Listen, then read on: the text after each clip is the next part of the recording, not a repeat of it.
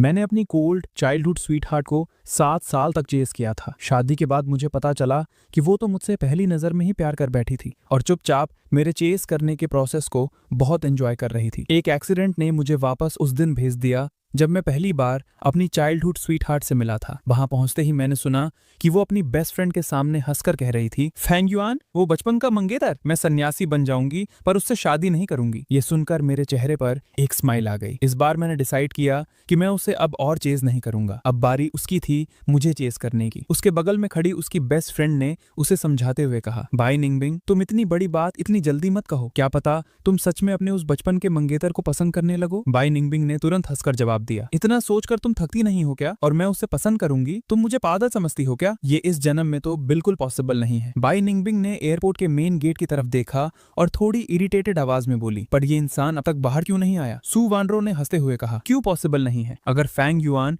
एक super handsome लड़का निकला तो तब भी तुम उसे पसंद नहीं करोगी? बाई निंगबिंग ने अपना सिर हिलाया और कहा, सुना है वहां की यूवी रेज बहुत स्ट्रांग होती हैं। बेसिकली वहां ज्यादातर लोगों का स्किन टोन डार्क ही होता है। बिना सोचे ही पता चल रहा है कि वो लड़का पक्का काला सा होगा। सुपर हैंडसम की तो बात ही छोड़ दो। बाई निंगबिंग ने अपनी कोहनी से अपनी बेस्ट फ्रेंड के पेट में हल्के से मारा और कहा, बोर्ड को थोड़ा और ऊपर पकड़ो, हम थोड़ा इधर उधर घूम आते हैं। सू वानरो ने सिर हिलाया और बोर्ड को थोड़ा और ऊपर कर दिया। उस बोर्ड पर मेरा नाम लिखा हुआ था। मेरी स्माइल और बड़ी हो गई। बहुत बढ़िया, इस जन्म में कभी पसंद नहीं करोगी, है ना? इस बार मैं तुम्हें चेज नहीं करूंगा, मैं तुम्हारे पीछे नहीं आऊंगा और जब तक तुम पूरे स्कूल के आगे एक्सेप्ट नहीं कर लेती कि तुम मुझे पसंद करती हो तब तक मैं हार नहीं मानूंगा। ये तय करके मैं अपना लगेज खींचता हुआ वहां से पलट कर चला गया। मेरे जाने के बाद ऑब्वियसली बाई निंगबिंग मुझे रिसीव नहीं कर पाई। वो वैसे भी बिना पेशेंस वाली लड़की थी। 5-6 मिनट वेट करने के बाद जब उसने किसी को आते हुए नहीं देखा तो वो सीधा अपनी बेस्ट फ्रेंड के साथ शॉपिंग करने चली गई और मैं सीधा बाई फैमिली के घर चला गया। मेरी मेमोरी के हिसाब से ही